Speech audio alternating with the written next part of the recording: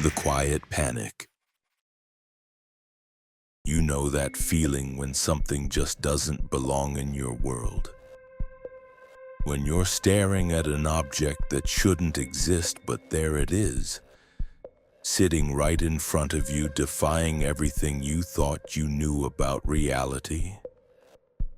Well, that's exactly what happened to me 3 weeks ago when I inherited something that turned my entire life upside down. My grandfather passed away last month. We weren't particularly close, honestly. He was one of those old men who kept to himself, lived alone in this creaky house on the outskirts of town, and had this weird habit of muttering to himself whenever family came to visit. Most of us figured he was just getting senile in his old age. Turns out we were dead wrong about that. After the funeral, my mom handed me this small wooden box. She said Grandpa specifically left it to me in his will, which was strange because, like I said, we barely talked. The box was old, probably older than him, with these weird symbols carved into the sides that looked like they belonged in some ancient textbook. But what was inside that box was something I never could have prepared for. It was a compass, but not just any compass. This thing looked ancient, like it belonged in a museum or something. The brass was tarnished and green in places, and the glass face was scratched up pretty badly. But here's where it gets weird. Instead of pointing north like every other compass on the planet, this one had a single word etched into the metal where north should be. That word was hell. I know what you're thinking. This sounds like some kind of joke, right? Maybe Grandpa was just messing with us from beyond the grave. That's exactly what I thought too until I started testing it. No matter where I went, no matter how I turned it, that needle stayed locked in the same direction. And when I followed that direction, when I actually walked the path it was showing me, I discovered things that I'm still trying to wrap my head around. But before I tell you about what I found, let me explain something that makes this whole situation even more disturbing. After I got the compass, I went through some of Grandpa's old papers trying to figure out where this thing came from. What I found was a journal hidden in the back of his closet filled with entries spanning over 40 years. And according to those entries, this compass has been in our family for generations. Not only that, but every man who's inherited it has documented the same terrifying experiences. The journal entries start normal enough. Grandpa talks about getting the compass from his father, about how he thought it was broken because it didn't point north. But then the entries get darker. He writes about following the compass at night, about finding places that shouldn't exist, about encountering things that made him question his sanity. And the most disturbing part, every single entry ends the same way, with Grandpa writing about how he can't stop following it, no matter how much he wants to. That should have been my warning to get rid of the thing immediately. But here's what I didn't expect. The compass doesn't just sit there passively. It calls to you. I know that sounds crazy, but I'm telling you, this thing has a pull that you can't ignore. It starts small, just this nagging feeling in the back of your mind when you're not holding it. But the longer you have it, the stronger that feeling gets until you find yourself picking it up without even realizing it. The first time I followed it was on a Tuesday night. I couldn't sleep and I kept thinking about that stupid compass sitting on my nightstand. Before I knew it, I was fully dressed, walking out my front door at 2 in the morning with the compass in my hand. The needle was pointing toward the woods behind my neighborhood, an area I'd walked through hundreds of times during the day. But at night, following this thing, those familiar woods felt completely different. I walked for maybe 20 minutes deeper into the trees than I'd ever gone before, when I came across something that stopped me cold. There was a clearing that I swear had never been there before, and in the center of that clearing was a single stone pillar. The pillar was covered in the same weird symbols that were carved into the compass box, and at its base was a circle of what looked like burned earth. But here's the part that really messed me up. As I got closer to examine the pillar, I heard voices. Not normal voices, but whispers coming from underground, like there were people buried beneath my feet trying to communicate.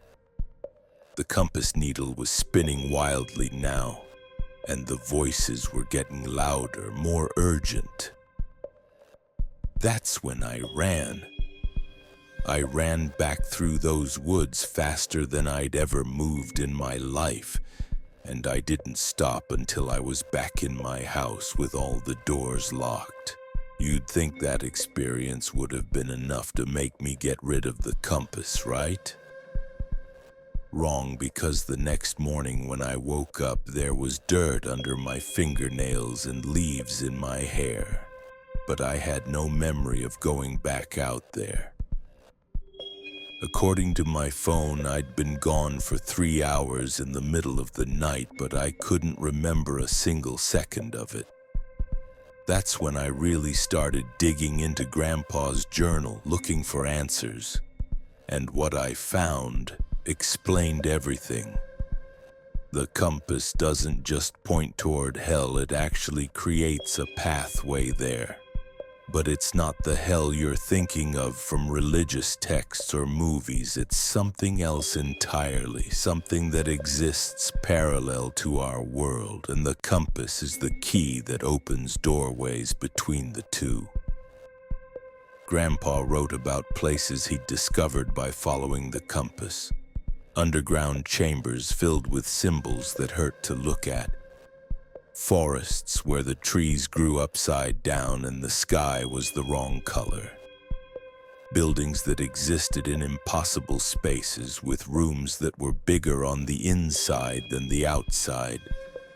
And in all of these places he encountered beings that he described as the Watchers, entities that seemed to be studying our world from their side of reality. But the most terrifying part of his journal wasn't the descriptions of these otherworldly places. It was the realization that the compass was changing him. With each journey, he wrote about feeling less connected to the normal world, less human. He described having thoughts that weren't his own, understanding languages he'd never learned, and experiencing memories of events that had never happened to him. The last entry in his journal, written just 2 weeks before he died, was different from all the others. Instead of describing another journey, he wrote a warning. He said the compass had shown him something that made him understand its true purpose. It wasn't just a tool for exploring these otherworldly places. It was a recruitment device. The beings on the other side were looking for humans to serve as bridges between worlds, and the compass was how they identified and converted suitable candidates. Reading that entry should have terrified me into throwing the compass away immediately. But by that point, it was already too late. The pull was too strong, and I'd already started having the same experiences Grandpa had written about. The dreams that felt more real than waking life. The voices that seemed to come from inside my own head, The growing certainty that there was something important waiting for me in that other world, something I needed to discover. So I made a decision that I'm still not sure was my own. Instead of fighting against the compass, I decided to embrace it. I was going to follow it wherever it led, document everything I found, and try to understand what it really wanted from me. What I discovered over the next 2 weeks changed everything I thought I knew about reality, and I'm about to share all of it with you. The thing about making a decision to fully embrace something supernatural is that you can never really prepare yourself for what comes next. No amount of reading Grandpa's journal entries or mentally preparing yourself can ready you for the moment when reality starts bending around you like warm plastic. My first real journey happened on a Friday night. I'd been carrying the compass with me everywhere for 3 days straight, and the pull had become so intense that I could barely focus on anything else. It felt like having a song stuck in your head, except instead of a melody, it was this constant tugging sensation pointing me towards something I couldn't see. I followed the needle through parts of my town I'd never noticed before, down alleyways that seemed to exist between buildings that were definitely not that far apart during the day, past street corners where the stop signs had symbols instead of words, symbols that my brain somehow understood even though I'd never seen them before. The compass led me to an old subway entrance that I could have sworn was just a normal storefront the last time I'd walked down that street. The stairs going down were wrong. I know that sounds stupid, but I can't explain it any other way.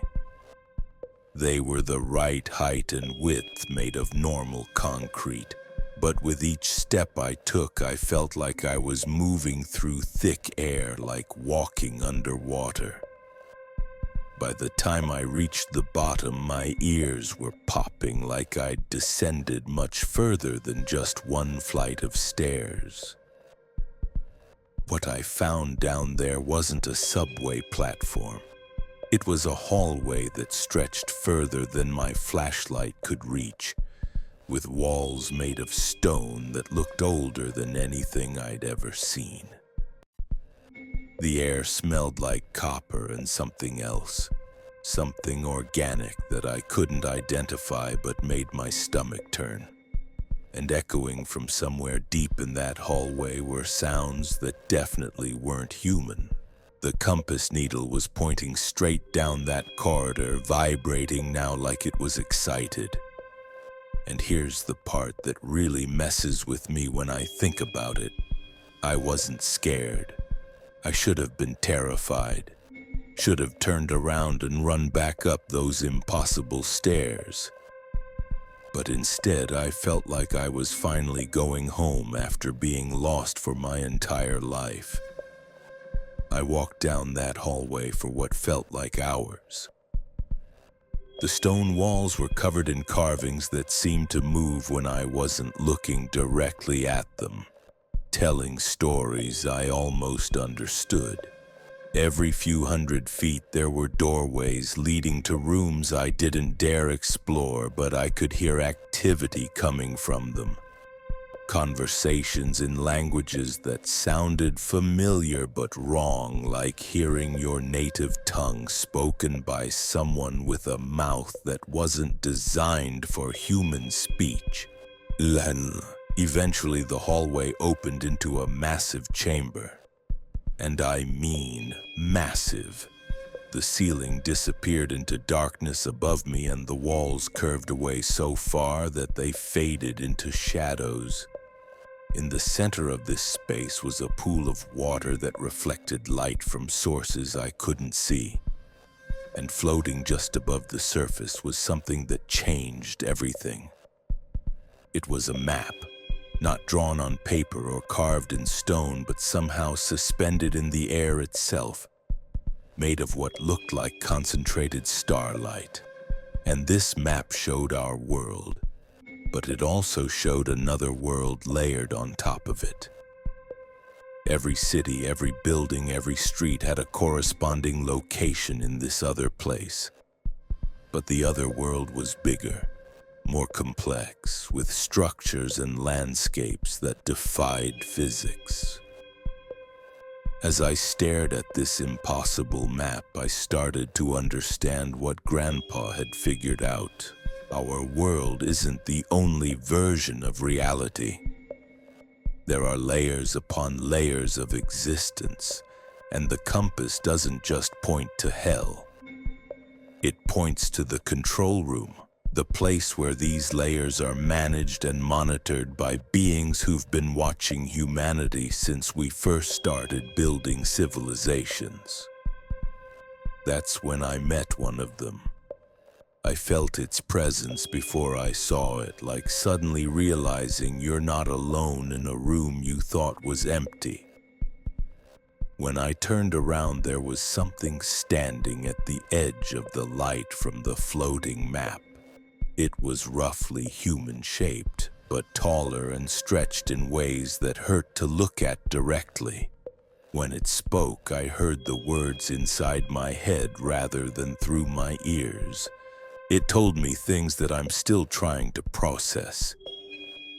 About how our reality is just one level in an infinite structure, and how certain humans are chosen to serve as anchors between the levels. The compass doesn't find random people. It's passed down through bloodlines that have the right genetic markers, families whose members can survive the transition between worlds without losing their sanity completely. But here's what really shook me. It explained that everyone who inherits the compass has a choice. They can resist the pull, fight against it until it eventually drives them mad. Or they can accept their role and gain access to knowledge and abilities beyond anything possible in our limited reality. Grandpa had been fighting it for 40 years, which is why his journal entries got progressively more desperate and confused. The being showed me what acceptance looked like. It placed one of its impossible hands on my forehead, and suddenly I could see our world from their perspective. Every human looked like a tiny light flickering in an ocean of darkness, but some lights burned brighter than others. Those were the ones like me, the ones connected to the compass bloodlines. We were beacons, marking safe crossing points between realities.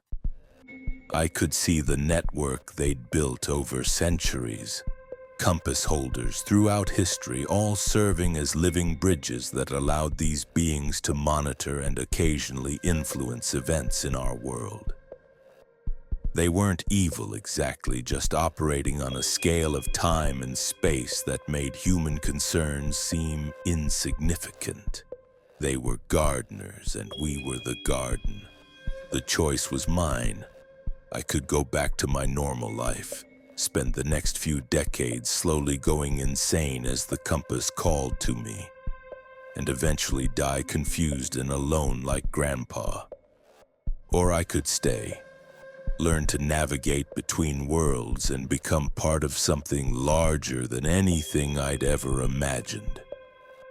I made my choice that night. I accepted the role that had been passed down through my bloodline, and everything changed. I can still live in the normal world, still go to work and maintain relationships, but now I also serve as a guardian of the spaces between realities. The compass no longer pulls at me because I understand its purpose now. It's not pointing toward hell, it's pointing toward home. That was 2 weeks ago, and I'm sharing this story because I know there are others out there. Others who've inherited strange objects from relatives they barely knew. Others who feel pulled toward places that shouldn't exist. Others who've started having dreams that feel too real to be dreams. If any of this sounds familiar, if you've been experiencing things you can't explain, then maybe you're part of the network too. The beings I work with now aren't recruiting actively, but they are always watching for signs of awakening. If you're meant to find your way to them, you will. And when you do, you'll face the same choice I did. Fight against something larger than yourself until it destroys you, or embrace your role in maintaining the balance between worlds. I can't tell you which choice is right, but I can tell you this. The compass is still sitting on my nightstand, and it no longer points toward hell. Now it points toward whatever needs my attention, whatever requires a human bridge between realities. And for the first time in my life, I finally understand why I always felt like I didn't quite belong in the normal world. Because I don't. None of us do. We're something more, something necessary, something that keeps the infinite layers of reality from colliding into chaos. And that compass, that inheritance from a grandfather I barely knew, was never a curse. It was always meant to be my key home.